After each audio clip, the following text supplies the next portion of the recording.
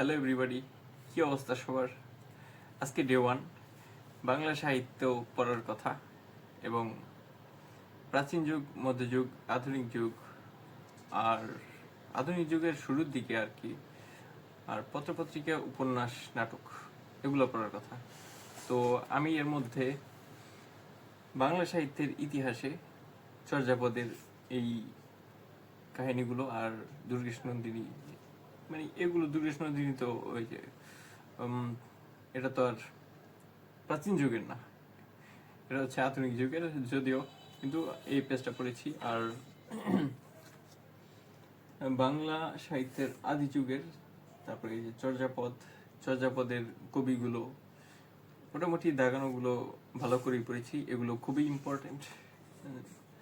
আর এগুলো হচ্ছে লিখিত অংশ আপাতত না পড়লেই চলবে।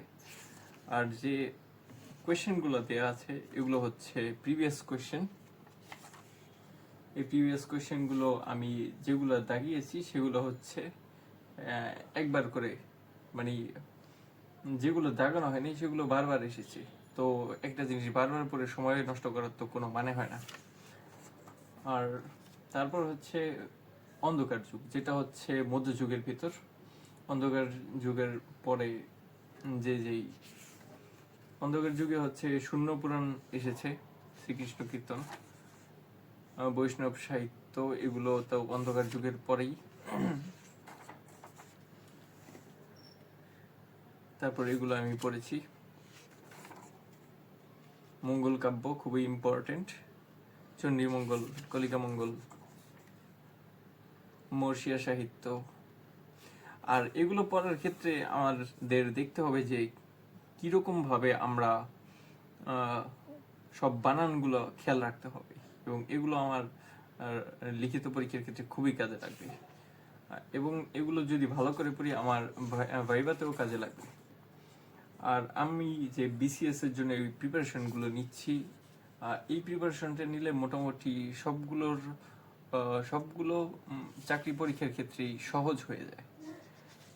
তো লোকগীতি, নাচ সাহিত্য এগুলো পড়া হয়েছে আমার।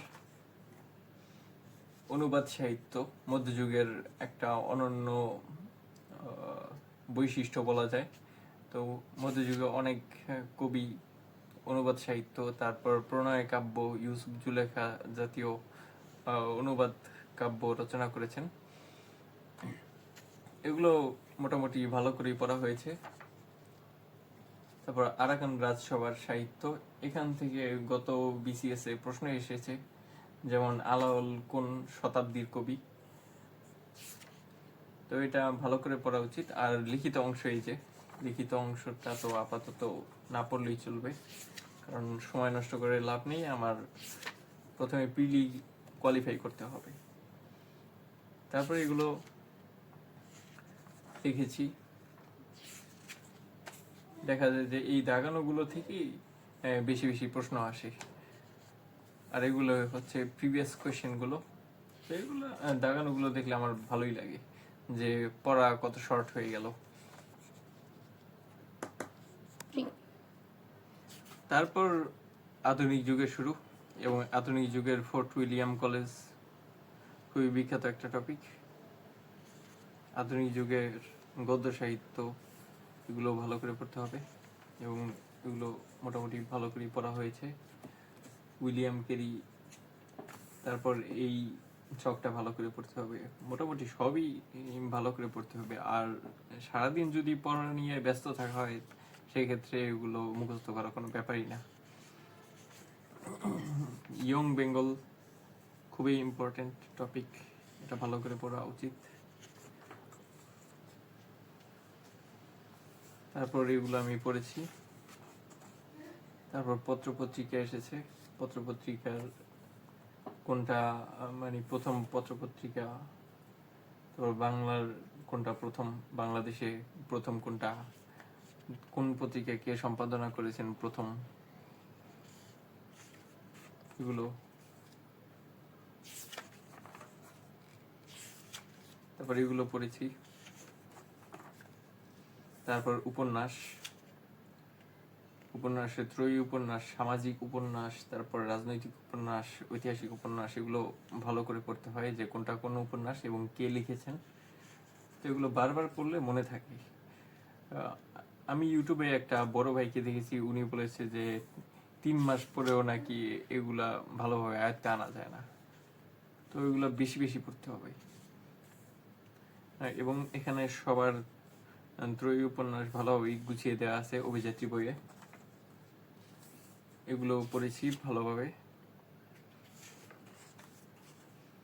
তারপর উপন্যাসে যে চলচ্চিত্র নির্মিত হয়েছে এবং কার কার কোন চলচ্চিত্র নির্মিত হয়েছে এগুলো পড়েছি। আর প্রথম প্রকাশিত উপন্যাস মানে কোন কবি কোনটা কবে প্রথম প্রকাশ করেছে, এবং এখানে সাল বেশি একটা ইম্পর্টেন্ট না, কিন্তু কিছু কিছু সাল ইম্পর্টেন্ট, সেগুলো পড়তে হয়।